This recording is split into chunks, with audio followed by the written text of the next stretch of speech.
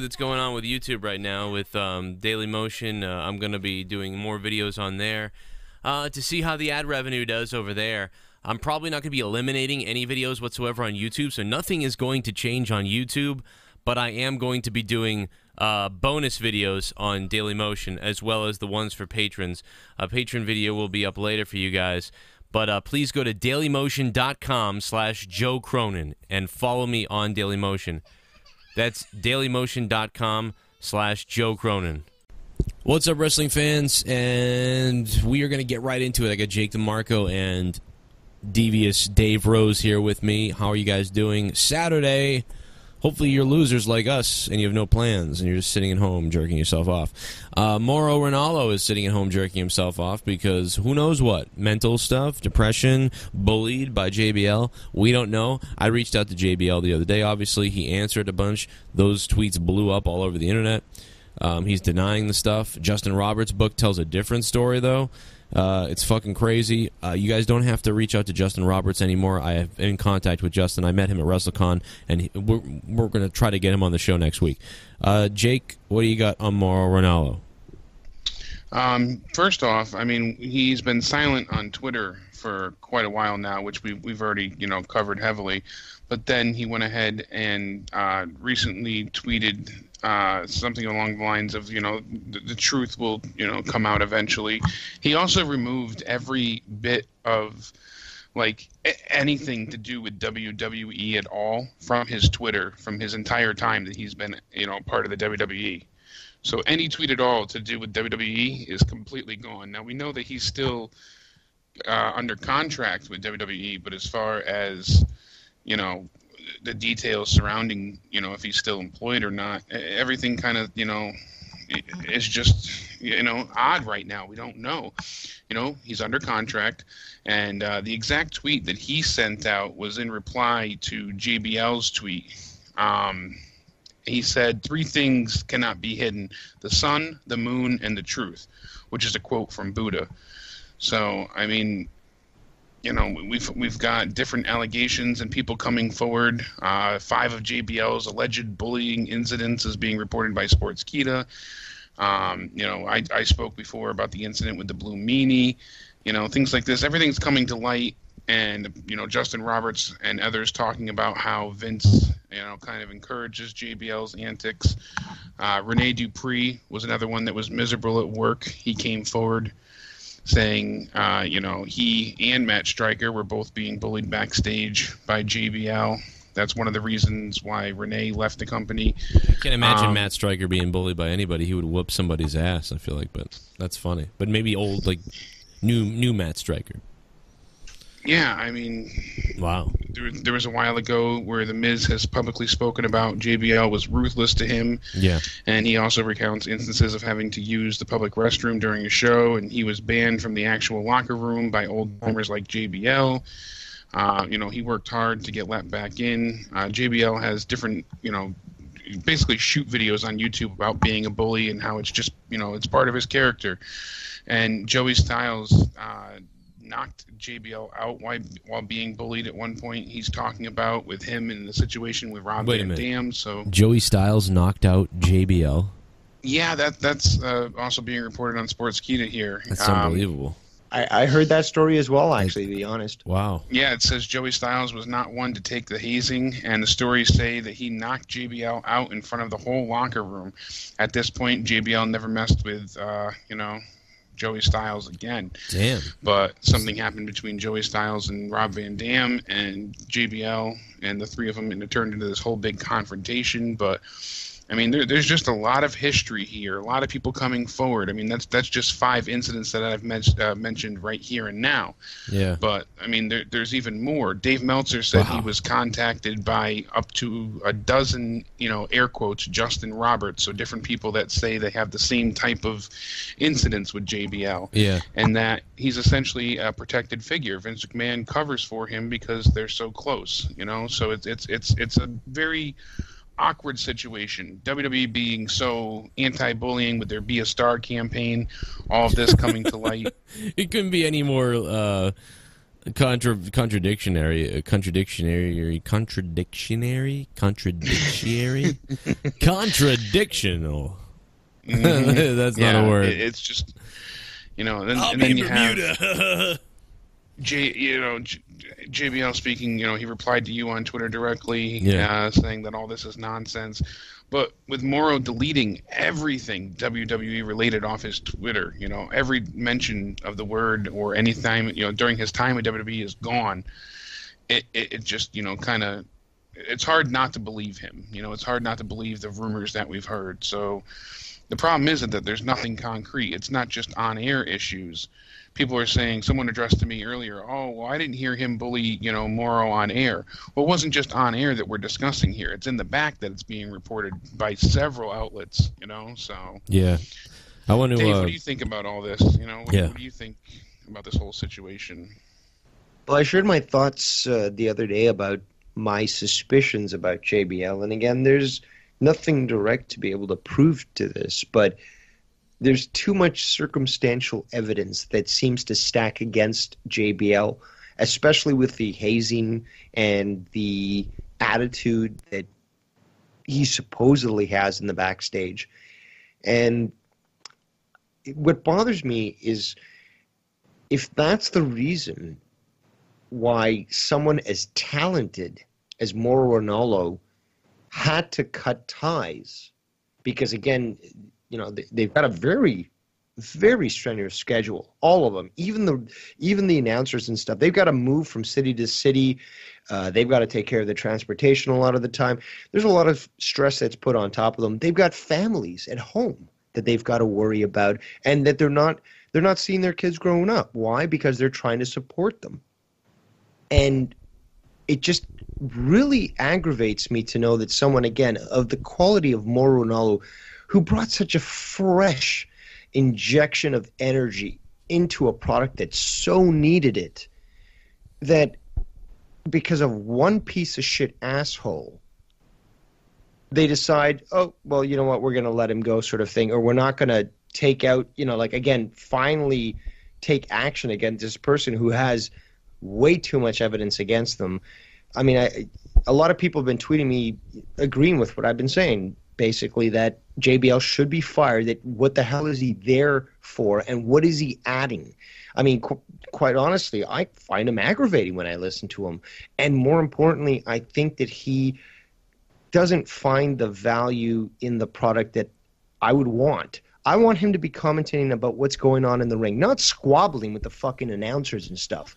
So, again, I don't have anything definitive, proof-wise, but from the suspicion and all the evidence that, again, amounts against him, I think it's more than enough time that this guy just go climb a mountain and stay there.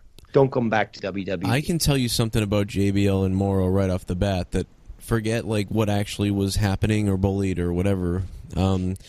The two just are never going to have chemistry. And I mean, I love Mauro Ranallo, and he's such a nice dude, and he's so good at calling stuff. But he has no real chemistry with anybody except Daniel Bryan. He had chemistry with Daniel Bryan because Daniel Bryan's style aligned with Mauro's more, where JBL's is still that old, kind of older, heel guy, sort of Jerry Lawler style in a way. And when Mauro Ranallo and JBL sit next to each other, there is just no chemistry because Mauro doesn't react to JBL's things that he says, and JBL kind of has to say things to Mauro, but it's like he's talking to a wall. So I could see, if I was a heel announcer, I would never want to work with Mauro Ranallo. If I was a heel announcer, there is no way I want to work with that guy. Everything I do is going to be no-sold or for nothing, or he's going to give me nothing. So I would never want to work with Mauro. If I was calling a match like it was a sporting event, like Daniel Bryan did, I would love and salivate to work with Mauro Ranallo, and vice versa. So right there, you have set up failure. You have set up failure because you thought you could just throw this guy who has this phenomenal voice and knowledge and power next to the old hat of the goofy heel announcer JBL, and there is literally zero chemistry. And you know what?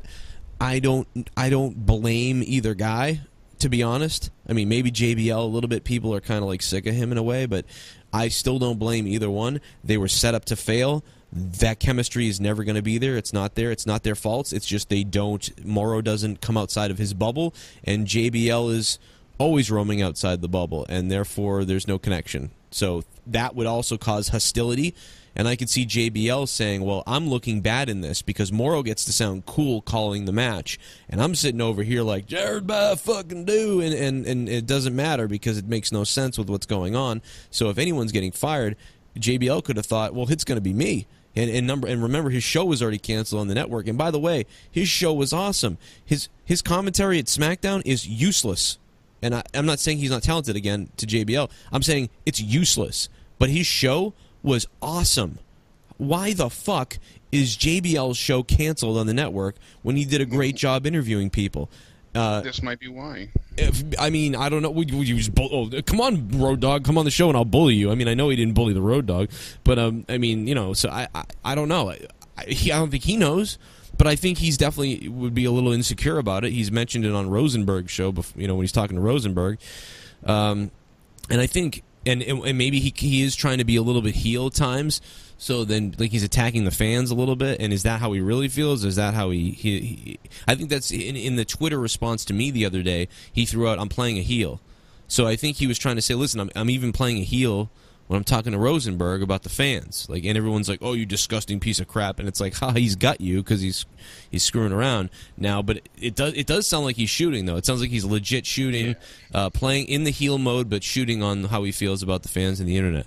So I don't know. I said everything I had to say, and shit. What do you think? I don't know. Yeah, I agree. It's with the you. chemistry. It's wrong.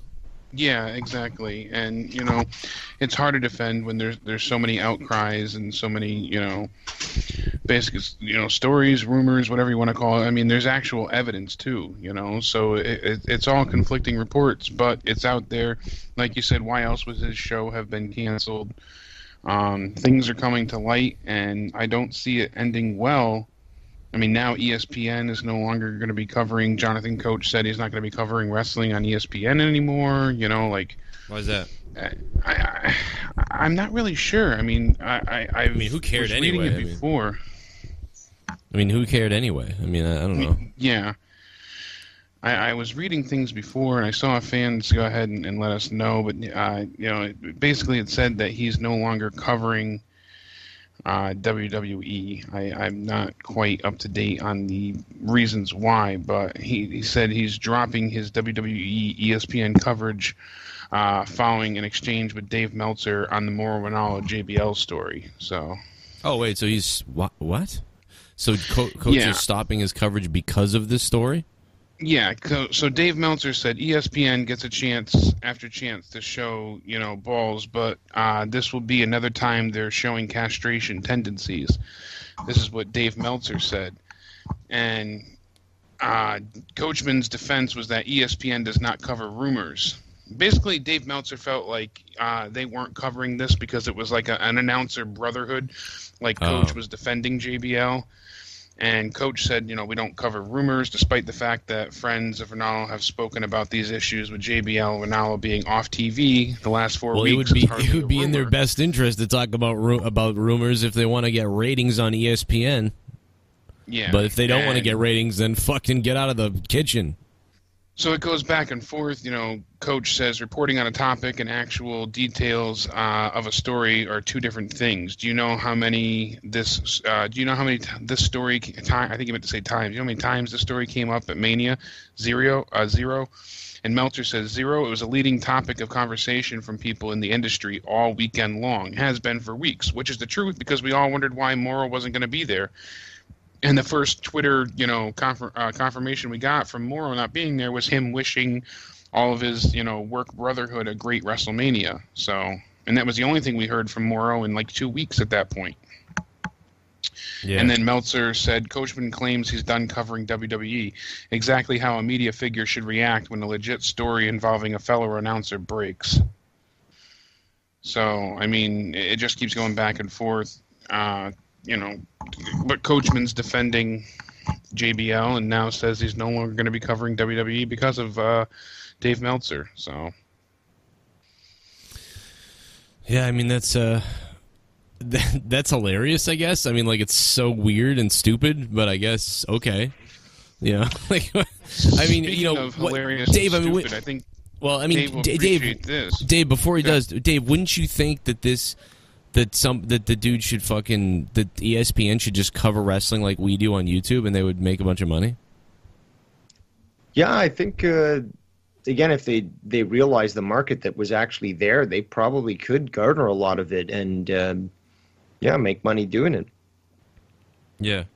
They were having stars every Tuesday, you know, or Wednesday, go after Raw, go ahead and come on live. I mean, they were having people come in constantly, and they would go ahead and, you know, each week they had a new featured star to interview. You know, the New Day was on there, Roman Reigns. It kind of kept going over and over. So another story that, you know, I know Dave will enjoy, Alberto El Patron went ahead and made another Periscope video taking aim at WWE and Triple H. This was yesterday after we discussed the first time. He went ahead and had another Periscope video where he talked about, you know, the keyboard warriors who speak negatively about him and Paige, their relationship. He also called out Triple H again in this video. He said, everybody knows the way I feel about the company. Everybody knows the way I feel about those, you know, pussies. I'm not going to say it again. All those from WWE, especially the one with the big nose. You know, he said it again. So he just went on and totally, he said there's some dumbasses out there just liking to talk about the crap or what we do. They only see the bad things. They don't see the good things we do. And he went on for quite a while. I feel like those people only see the bad things that are said. Like, yeah, it goes both ways. I feel like these wrestlers, they only see the bad things that are said. Like, I hate that. They only see the bad things we do. Like, what? Well, I mean, like, because, like, I can't tell you how many times I've been called out, and like 70% of the time I've like talked up a guy. Like I've said when he does something good, I say something good. When he does something bad, I say something bad. When I want to joke on him, I joke on him. When I want to get serious on him, I get serious on him. But they don't. They literally just hear the bad. So it's like, go fuck yourself. You just hear the bad shit. Now you're commenting on it. You're just as stupid. Just wrestling, but yeah, I mean, he basically went ahead and he was threatening to go to Stamford, Connecticut in this. He also went ahead and referred to Triple H as the one. You know, he said, you know, Triple H is the one with the big nose and the small package, and you know, like he just went on and on. You could see Paige yet again very uncomfortable, seeming like she doesn't want to be there. So, she was featured in the beginning and end of the video, kind of not making many comments, but it's up on Alberto El Patron's Viva Del Rio Twitter account, so you can see it there if you'd like. You want to hear something weird? Today I got to shout them out. Liz bought my T-shirt, and she sent a photo of her wearing it. Amanda just said she's excited to order the shirt. And then below that, Tiffany sent a photo of her wearing the shirt. And I've just realized that only females are buying my shirts. Is that the weirdest thing? I have a 6% female audience. They all want a piece of the Cronin. I guess. Well, I mean, let's be honest here. Factually and statistically, women are known to have a better eye for fashion and what looks good. So I guess it makes sense, right? Maybe. Or maybe guys are like, I'm not wearing this. But it's amazing. Some people even said that Hard Body Mahal was responding to you in particular he on was not. Instagram. I don't think it was towards you. No. Because there's a lot of people that have given him the stipulation with, you know, needles and jokes like that. Hey, if you guys, so I don't think it was directed towards you. And Jake, I want to say, if you guys want to hear all our comments about Jinder Mahal, we talked about him, and then we talked about the YouTube situation and the state of YouTube right now that's all fucked up. We talked about it in a different video. It's over on Daily Motion, so if you guys want to watch that video on the Jinder Mahal stuff, go over after this video or later on or sometime. Go to Daily Motion. My Daily Motion site is dailymotion.com/Joe Cronin. So just dailymotion.com/Joe Cronin, and that is it. I did have an old one, but that one, I'm not using that anymore because of the way the money is. So please go to dailymotion.com/Joe Cronin, and the link will be in the description box down below. That's a 15-minute video or something like that, so go watch it on Daily Motion. We're going to see how many views we can get on it, and we're going to see what Daily Motion's ad revenue is like compared to YouTube right now by all you guys going over there. Hopefully it gets at least 1,000 views. Check out that video on Jinder Mahal. I talk a lot about his veins on that video. Anyway, continue, Jake. I'm sorry. two more little bits of news here. They're saying that Shinsuke Nakamura was definitely brought up to SmackDown to replace John Cena. That's why he's being inserted in the feud with Miz, which we knew. You know, Cena's not going to be there for a few months. They need a new face. This will be a good injecture of some new young talent. You know, and the King of Strong Style, they're saying he's got huge shoes to fill. Well, I can't think of anybody better to do it, so that's great. Dave, what did you think of his debut on SmackDown? Did you catch it? Or Yeah, and I very much enjoyed it. And we're talking about Nakamura right now, right? Yes. Yeah. I liked. Again, I kind of suspected with the guy with the violin there, but I was like, hold on, let's listen to what this guy's got. And I was really enjoying what he was doing. He was like really talented. And then he goes right into the song, and then you got Nakamura coming out, and I popped. I'm glad to see him on that brand, and I think there's a lot of potential with where he can go. He is extremely talented. I really couldn't care less that he is not so fluent with the English language, but he tries. And more importantly, he's entertaining to watch. Who cares, if he's... I mean, look at fucking Alberto Del Rio with his huge fucking accent. But, I mean, whatever. I don't care about the accent. I care about the enjoyment. And some people don't even have to say a thing to be enjoyable. So I'm glad that he's finally in the main roster, in quotations, and we can finally see him. I like when he comes up with those couple little things to say.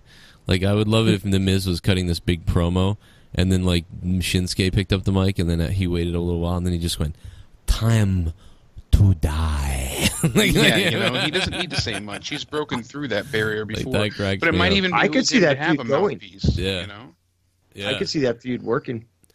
Are you ready? I can too. I wasn't crazy about the debut though. I was really excited for Ty Dillinger. Me too. I was more excited for Ty. It was weird.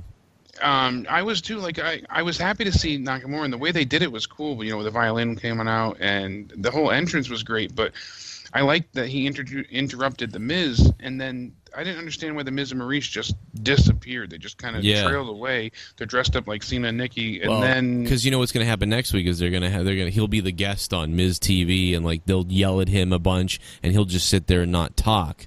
And they'll be like, "Do you even say anything? You ruined my moment, you idiot!" And then Shinsuke, maybe he'll do what I just said. He'll pick up the mic at the end and be like,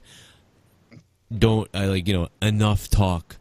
I will kick your face in, fucking just something like that. Like, it's like Tommy NC says, Sanahari Nakashawa has a great future in SmackDown, and I'm looking forward to see what that's he's what you do. You have him say something like like you just say something in fucking whatever the fuck, and then the Miz is like, "What the hell does that mean?" You know what I mean? And Shinsuke says stuff in Japanese. He keeps talking in Japanese. He's like, "What does that mean, you idiot? Like, what are you saying on my? You can't say that stuff on my show. This is Miz TV. You could have just swore, like stuff like that." And then Shinsuke just be like, "It means I'm going to kick your ass." Great. And then he just gets up and fucking spin kicks him in the head. That's what they're gonna do. But how long until that gets old? Kind of like Charlotte, with her. You talk about her being a robot. Like every time someone fights, Shinsuke, he picks up the mic and they should really. I'm not even joking.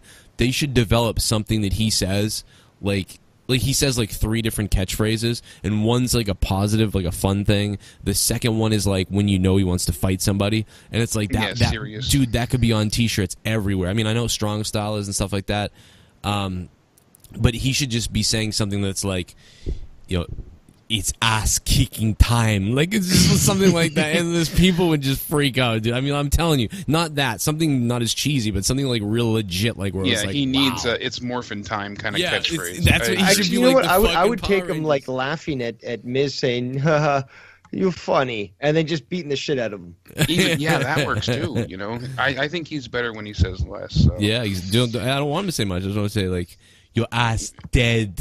It might behoove him to have a Paul Heyman-esque mouthpiece at some point too, But I'll be Shinsuke's we'll see how they mouthpiece. play it out here. I think he can hold himself. He's fine by himself, but call me up WWE, Joe Cronin. I'll take care of Shinsuke for you. Yeah, better than the sushi chef on Raw. Yeah. And then last but not least, Vince McMahon still is undecided as to how this shakeup's going to go down. I guess they've only decided that 5 stars won't be moved. Those 5 are Roman Reigns, Randy Orton, Finn Balor, The Miz, and Braun Strowman are the only 5 that they've definitely already decided aren't being moved from brands. Oh, thank God. Thank God. The rest, because we've heard about AJ being moved to Raw for months now, but apparently... Look at that. I'm talking about Roman Reigns. That's what I'm talking about. And as long as he's staying where he is, SmackDown is safe. That's what I Exactly. I mean, that's huge to have that reveal, that The Miz, Randy Orton, Braun, and Roman aren't going anywhere. That kind of, seals things up. I think it's going to be more of a shakeup of the younger talent, and we'll see some, things change in that avenue. Oh, and Finn Balor. So they're going to keep staples on each show, which is good. I mean, you need to have some expectations as to who you're going to see. When I go and I buy tickets to a SmackDown, all right, I know I'm going to see AJ and Cena and, things like... So they need to kind of figure this out ahead of time for people to be able to want to buy tickets to a certain show. Well, they really rely on those people being there, too, and not being injured now and stuff, because back when it was a mix, it was like, you're pretty much going to... You don't know what's exactly going to happen, but if someone were to, get injured, one of those major guys, it's like, whoa, it was even like when we went to SmackDown and they put Dean on the dark match. I remember, but I forgot we'd seen him on the forklift even. But it was like if Dean wasn't there, it's like, well, then you don't see Dean on the forklift. You don't see him in the dark match. Who handles that? And, exactly. You tend to see some people only backstage. And, we talked about him the other day. Anyway, Dean is fucking talk about property devalued. I mean, oh my God. Yeah, I mean, it's even being said that if he wasn't moving merchandise, he'd be gone. Some people had a hard time accepting that, but it kind of seems to be truth. He feels like he's in the wrong era, had he been in the Attitude Era, he would have flourished greatly, but now he's being held back. Speaking of held back, this is one thing I wanted to bring up to you guys, last thing, on my end. If I was Dean... I feel like... I'm sorry, if I was Dean, I would go out and have a match. I'd be like, you know what? We're going out there and we're going to have... Corbin, fuck what everyone says. We're going out there and we're doing this shit. I'm bleeding. You're going to fucking... We're going to hit each other with chairs. Yeah, unprotected chair shots, everything. I don't give a shit. Find me, fire me, fuck you. I'm going out like that. I agree entirely. And the hardcore match, that they had the other night, the no DQ was great. I think they did a good job. I mean, it wasn't the best match I've ever seen, but for them two, it was definitely better than their Mania match, I think. Yeah. Do you think it kind of hurts SmackDown to be a separate entity after, with the Raw after Mania? The SmackDown after Mania didn't feel as big. No, to me, it was all right. It felt bigger than usual to me. It just felt like nothing's going to be bigger than the night after. But that's why I'm saying maybe just going forward, only for the Raw after Mania, that they combine both brands and have, like they used to have the super shows, where they had both brands on one show. Yeah. I think that's what they should have done. And then they could have had Nakamura debut. They could have had Ty. They could have had... Because I feel like everything that happened Monday kind of took away from the breath of excitement from Tuesday, because I wasn't thrilled with SmackDown this week to begin with. Well, that's their fault. Then, I mean, it was weird. It was kind of discombobulated. I have to agree, and I did speak about this the other day, that it felt exhausted. That everyone was exhausted from this long weekend, so they slapped SmackDown together with what they could, and they pushed it out. And although there was quality to the show, again, it felt a little too last minute. And yes. I do agree with what Jake's saying about having the super show, because think about it this way. Again, you've got all this attention and, more importantly, the energy, because we saw, even with SmackDown, the crowd was hot, but not as hot as Monday night. You get that heat. You get that audience, and then you expose both brands and you sort of entice them to watch both brands. So at least you're, like you have Nakamura come out, but it's like, oh, but you're going to have to tune into SmackDown, not Raw, to see this guy. So that could generate those views to increase that product, that brand. Yeah, definitely. It also feels like they didn't mic up the SmackDown show as much, or they didn't allow the audience to be heard, because all the videos that people sent us from being there live, it was just as loud as, almost as loud as the Raw show, but it felt like it didn't come across that way on TV. I don't know if they neutered them intentionally to try and make Raw feel that much more vibrant and excited the night after Mania, but because the crowd was chanting, they were singing along for Nakamura's entrance. The 10 chants for Ty were just explosive. There was 10 chants prior and after. Like again with the counting by the ref, you would still hear those 10 instead of like the 1, 2, 10, 10. I love it when the audience uses that. Absolutely. He's huge, and I feel like, maybe somebody in the back decided to tone down the audience a little bit to make Raw look like the obvious winner this week. I don't know. You can't prove it. That's just me speculating. I'm glad that you brought that up, because I mentioned that night. I tweeted that out, that it sounded like there was interference with the audio, and it just sounded very odd as to why they would even choose to do that. It was going up and down at points, like, oh, turn it up now and turn it down. It was weird. And it was obvious. So. I don't know if it's such a conspiracy, but I will say that I did notice it go up and down. We got to get out of here, guys. Thank you guys for listening to the show, and I hope you guys can subscribe. Click the subscribe button down below. Don't miss out on my daily videos. Plus, make sure to now follow me and like my Daily Motion page for other bonus videos on a different platform. See if we can get different ad revenue over there, and it'll be a pretty interesting experience. DailyMotion.com/Joe Cronin. Go over there and check it out. Also, patreon.com/Joe Cronin Show is where to support the show monthly. Tons of you guys have done it, and we're up to, I believe, 68 or something like that patrons. So thank you to the 68 of you who are backing the show and becoming a $5 a month Cronin Club member. Plus, we're giving away the Finn Balor stuff in that box as long as you support with $1 a month. So that's pretty freaking cool. Thanks for listening. Devious Dave Rose is on Twitter at Devious Dave Rose, and Jake is on Twitter at Countdown Ended. And I'm on Twitter at Joe Cronin, JCS. And leave a comment down below. What do you guys think about the bullying shit in JBL and Mauro? I know we've been beating it to death over the last few days. And I also remind you that Jinder Mahal video is available on dailymotion.com/Joe Cronin. So go check out that Jinder Mahal video. Let me know if ads play on it, too, on Twitter. Shout out to everybody who bought the shirt. The T-shirt link is in the description below. Just like everything I've mentioned is always going to be in the description box below. So go down there and just peruse it or fucking browse through it, and you'll find the links to everything. Thanks for the support. See you in the next video. And we are going to have some content up on Shame on News, which is a separate YouTube channel. So remember that. Shame on News has new content. And Final Frontier News is going to have content up on it as well. Subscribe to those YouTube channels if you can.